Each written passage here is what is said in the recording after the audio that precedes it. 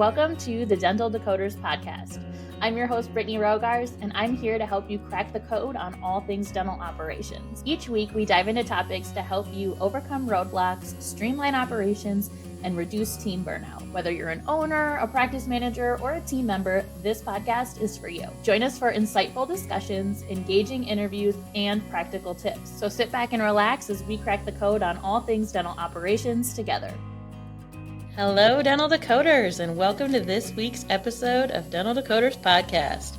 Rebecca and I both get to be in the same room at the same time to bring you this awesome episode, and I am so excited. We have someone who's a little bit of a celebrity with us today, so pretty excited to have Dr. Paul Goodman joining us today. For those of our listeners who maybe don't know who you are, you want to start by just giving us a rundown on who you are and what you do?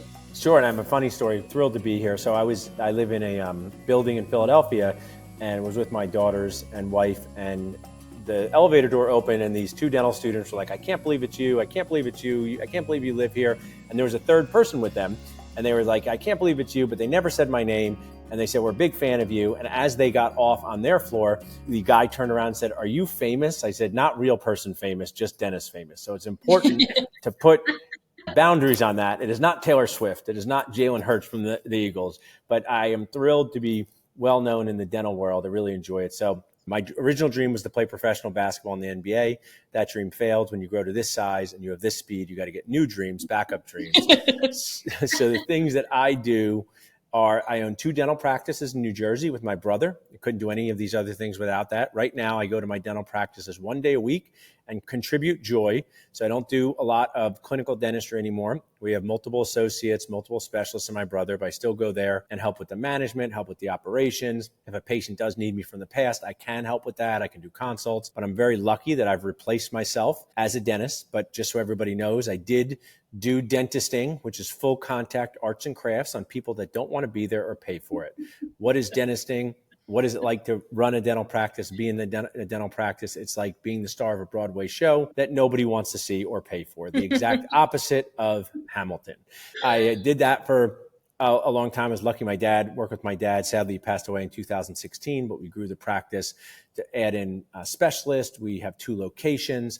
One thing that you might find interesting for my dental life is I always thought it was really weird that somebody would be coming in for a cleaning at the age of 25 and they would be passing in the hallway some 80-year-old who just had all their teeth extracted and they look like they got in a fight with Rocky, right? I describe it this way. If you go to the gym and someone gets on the treadmill next to you and starts eating a plate of nachos, you would look at them and be like, that is a weird thing to do at the gym, right? And then if you were going out to eat with your friends and having wine and cheese and someone came and started doing burpees at your table, you'd be like, this is also weird. I don't like this. So I believe that the hygiene appointment, it's calm, it's nice. So I've made an entire hygiene center. We have a place where we put 80% of our hygiene visits and there's no drilling allowed.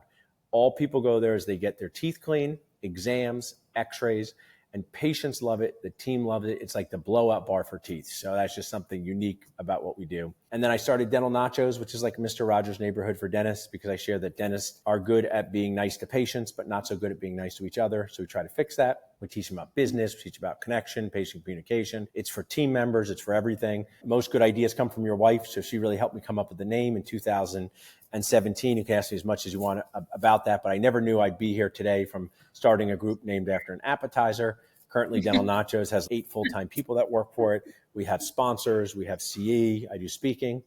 And then I also am the founder of Dentist Job Connect, which is like the care.com for associate dentists, where it is an affordable, awesome way to connect with amazing associates. Not a high-level recruiter. They do a good job too, much less expensive than a high-level recruiter, but it's not a free Facebook post. Some people, when they don't want to, I don't know if you know dentists, Rebecca, Brittany, but they can be what I call spectacularly cheap. Okay, spectacularly cheap. They've spent more money on their golf swing and they still stink at golf than their actual practice. So sometimes people will say, oh, I don't want to pay for your Job Connect service. I can find the associate on my own. And I go, okay, Dr. Smith, humor me. How are you going to find your own associate? They go, I'm going to post it on my own Facebook page. I said, is your aunt going to apply? Is your cousin going to work for you? So I say it in a joking way. And I love all of my dentisting people. So that is just the nacho plate of me running these 2 companies, speaking, still dental practice owner. I have 2 daughters who are awesome and a wife and a golden doodle, Tilly from Philly. I love everything about Philadelphia. I live in Center City. I walk everywhere. I'm allergic to the suburbs. I don't know if we're going to get there one day. I did grow up in the suburbs. I love where I grew up, but I love a city life. So that is me in a nacho nutshell. Mm-hmm. I feel like I have my own plate of Dr. Paul. Thanks. I appreciate it. I feel like an underachiever for the first time in my life, actually. Right? I want to hit on something that you mentioned, and I did not know this about you, so I definitely want to hit on this real quick. I love what you're doing with your hygiene side, because in Colorado, hygienists can own their own practice, and it's one of the biggest selling points that people love about it is that they can go there, get their teeth cleaned, they don't have to hear anything, they don't have to smell any of the weird smells, you know what I'm talking about. The dental practice sometimes has some weird smells in it. And they love it for that reason. I just want to get my teeth cleaned. I don't want to see the dentist. And it is very peaceful and calm. So I love that you've done that same concept as well, because love it. Love it. And I want to add, New Jersey is different than Colorado. So we do have our associates and even my brother rotate through for exams. At the current time, we're fully out of network. For most of my career, I was in network. I tell people, don't drop your plans. Don't sign up for plans, but make a plan about your plans to make you happy. So I know it's kind of like a funny word twist, but we are an out of network office right now. So believe it or not, doing 15 or 16 hygiene exams in a day can be a reasonable amount of production. And once you start doing that, it's hard to go back because you realize you get to spend more time with the patient. I said this last night, we have a lot of patients who need a little dentistry, and we have a little amount of patients who need a lot of dentistry. So translation, with people over the age of 60 who've done it, they're living long, they want to go on cruises, they want to eat steaks, and they want teeth. And then we have younger people who don't need as much dentistry. So it gives you the opportunity to spend more time with them, connect with them, and it's really a fun way to do it. They're 5 miles apart from each other, which in New Jersey land is close. So I appreciate you giving me a compliment on that. I'm proud of it. Thanks, Rebecca. I love it. I love it. I think that's such a great idea and a great way to spin things too. Every practice I've ever been in, it's op, hygiene as you walk down the hallway. So it's nice to have that space. I agree. I was actually telling a friend who was looking for an associate not that terribly long ago about Dentist Job Connect, and I called it Tinder for dentists. So I like that you called it care.com. Well, the reason this analogy, I'm a big analogy person, huge analogy person. And I do transitions, right? I don't take practice anymore myself, but really transitions is more of the Tinder, right? And because most people don't have 8 or 9 boyfriends and girlfriends, right? So transitions is looking for that one practice, right? And I like what you've said, Brittany. So people say, oh, this is like a dating website. But if you think about parents like me, we have 6 babysitters on our roster. I'll take 10 babysitters on my roster. So I love that. But the reason why I share that is babysitters take care of the most important thing in your life, your children. I would cancel a $10,000 speaking event if I didn't think I trusted my babysitter. No questions asked, right? So in the world of dentistry, the associates are babysitters in the most complimentary way. They're taking care of your most important business child. They're taking care of your team. So I think that my whole mission is to really reframe the role of associates in dentistry. I think it's not been positioned the right way for a long time. I kind of want to dig into that a little bit more, if you don't mind. Our mission is to help offices work smarter, not harder. And one of the ways that offices are doing that is by not doing all of the work themselves and bringing in associates. So this is a great topic to dig into. And what advice would you give someone who is looking for their very first associate? I love that. So one, like most good things in life, is start much earlier than you think. So dentists tend to be with associate dentists more reactive than proactive. These are the people that schedule their C 3 years in advance. These are the people that when they want to go on a bachelorette party, they send out a complicated Google document and map out every step on this bachelorette party. But when it comes to hiring an associate dentist, they're more reactive than proactive. It's like they're looking for the babysitter to go to their best friend's wedding the day of the wedding. And if they don't find the babysitter, they're going to disappoint their best friend. But in this analogy, they're going to disappoint their practice. So 1 is start earlier than you think. 2 is give yourself as many options as possible. For some reason, and because I really want to dig into this topic as I grow this company, dentists are really threatened by hiring other dentists. If I said to people, if I went on Dental Nachos right now and said, hey, everybody, I know 2 hygienists in Philadelphia that need full-time jobs, my inbox would explode. And it would explode with people who have a full-time hygiene team. They'd say, oh, I'll meet another one. I'll add another one. So for some reason, when I say, oh, do you want to hire an associate through me, Brittany? You go, my best friend's cousin might graduate from dental school a year from now, so I'm going to talk to them. And I want to say, how do you know they even want to work for you? So 1, start earlier than you think. 2, more options, the better. And 3, prepare your team to work with the dentist who's not you. Prepare your team to work with a dentist who's not you. And 3 is usually what dentists do not wait way too long on. I couldn't agree more. I've been part of many a transition in my career inside a dental practice, and I feel like I was always the one delivering the news like, hey, we've hired someone, they start tomorrow, okay, bye.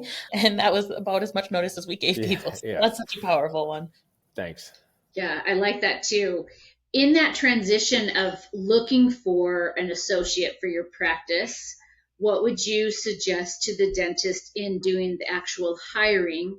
As you've been through this several times, I would say, working with the actual owner dentist, what would you recommend to the owner dentist that they start in that process? They're ready to go hire one. They know they're ready. They've prepped their team.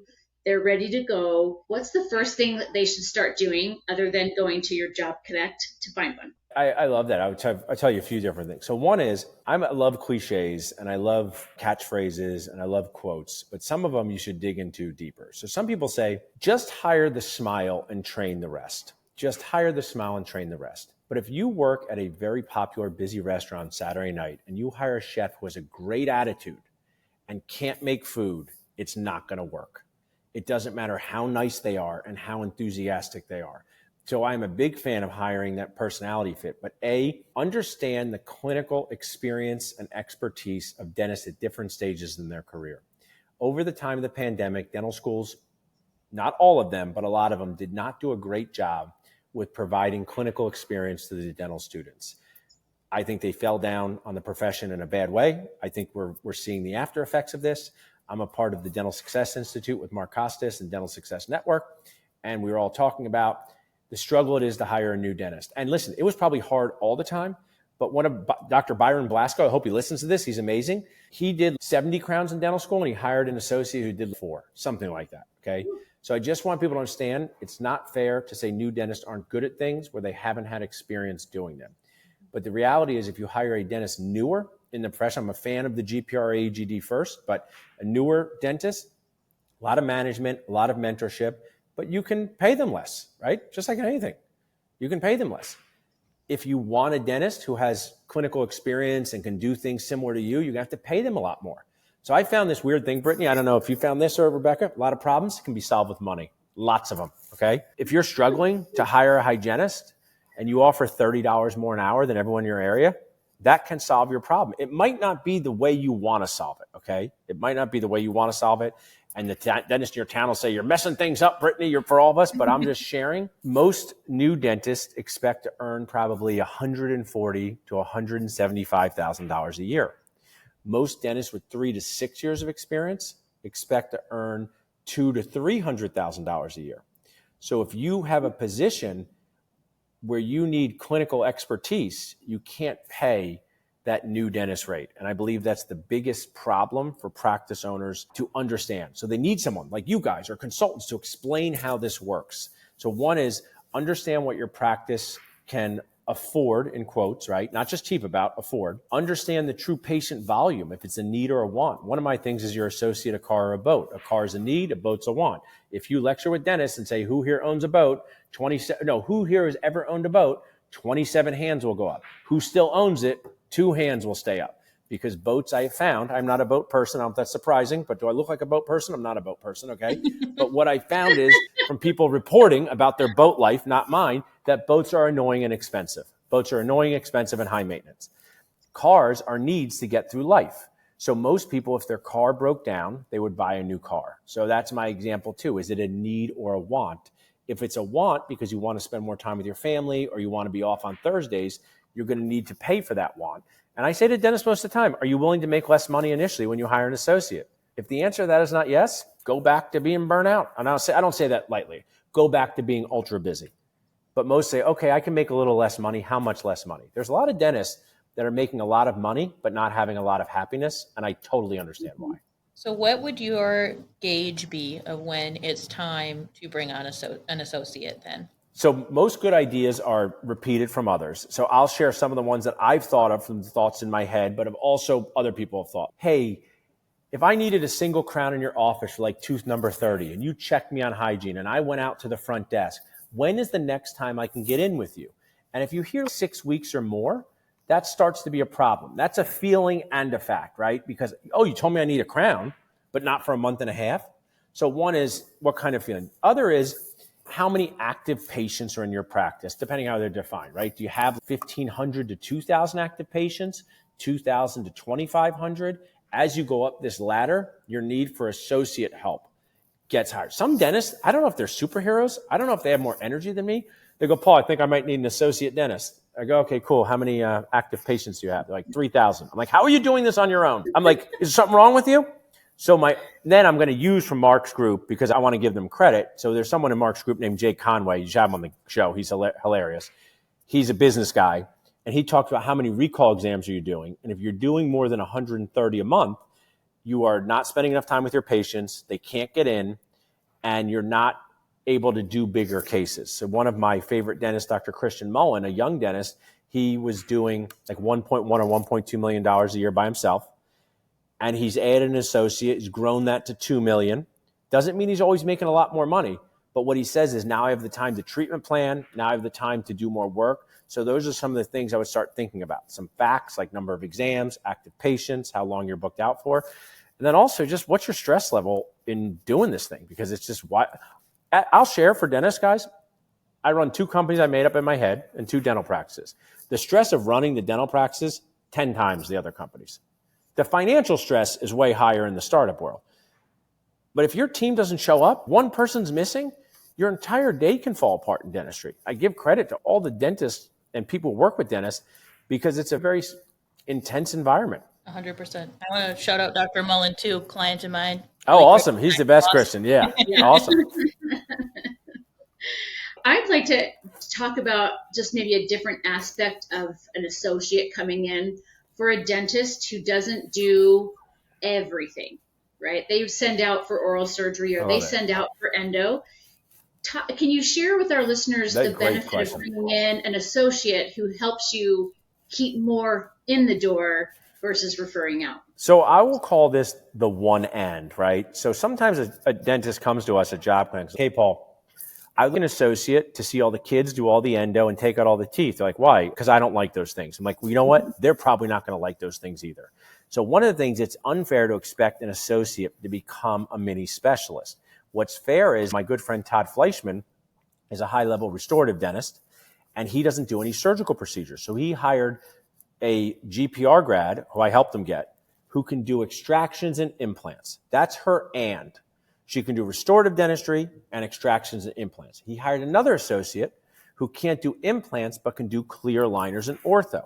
So I think like one and is good. Don't have these unrealistic expectations that people can become mini specialists. It's pretty insulting to specialists. They go to school for these things.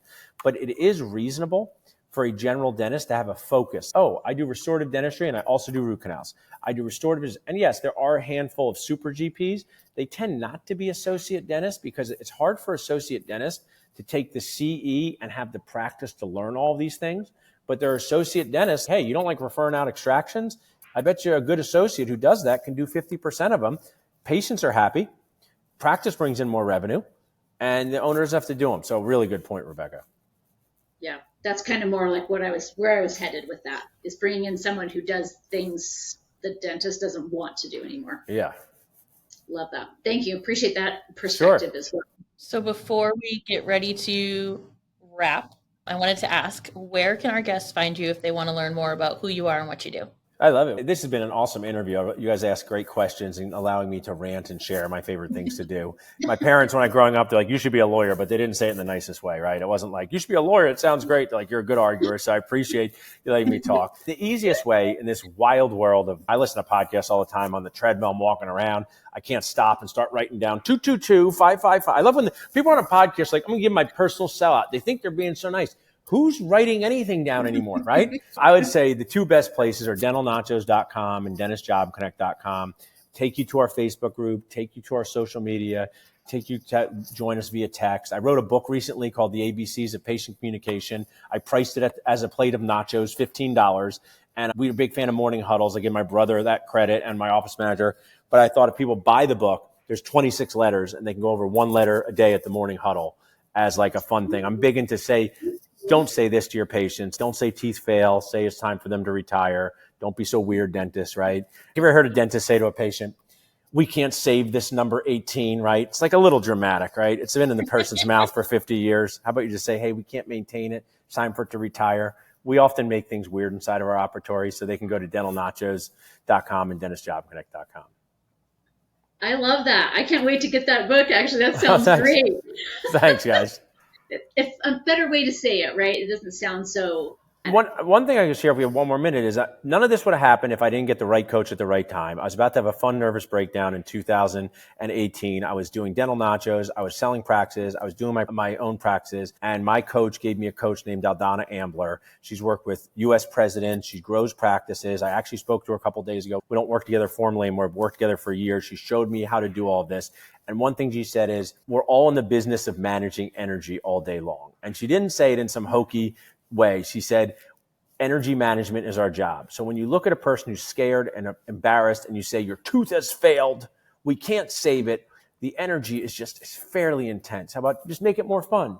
You know how you retired? This tooth's done a good job. We eat 1,000 meals a year. It lasted 20 years. That's 20,000 meals. Time for it to retire and be replaced. And I just think that if dentists and teams worked on that energy management more, they would make things more fun for everybody.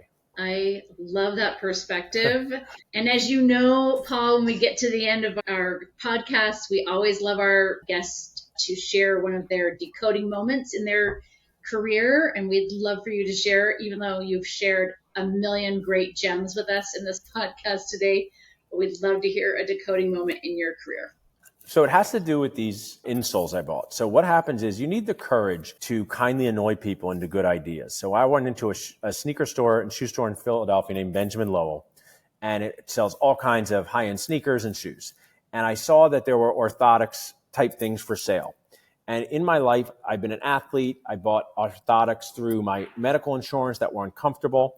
And that salesperson was awesome because I bought the sneakers and she goes, did you ever think of getting orthotics? So she could have just said nothing. She could have made me just not have to make me feel uncomfortable. And I said, tell me more about them. And I bought them. They've given me more energy. I've used them for years. They cost like $80. I'm so appreciative. That salesperson had the courage to kindly annoy me and unlock something in me, more energy, standing better, all things like that. So I encourage your listeners to Sell is Human by Daniel Pink is one of my favorite books of all time. And just have the courage. If what I say with my team, if it doesn't help, it doesn't matter. Be proud to share and sell help. So it's easy to get, I don't want to mention this, I don't want to say this, but I appreciate that story. So it really was a moment that I'm like, man, just like how we have to kindly annoy people about crowns and scaling and root planing and hiring associates, that to me is my decoding moment. Awesome. Fantastic. Nothing better than that. Thank you. Thanks so much for taking some time out of your incredibly busy schedule to join us. This has been such a great chat. I love talking to you guys. Thanks so much. Thank you. Thank you so much for joining us for this week's episode of Dental Decoders podcast. We hope you took away a valuable piece of information. As always, don't forget to rate, share, and subscribe to help us build our community of dental decoders. We look forward to seeing you for next week's episode.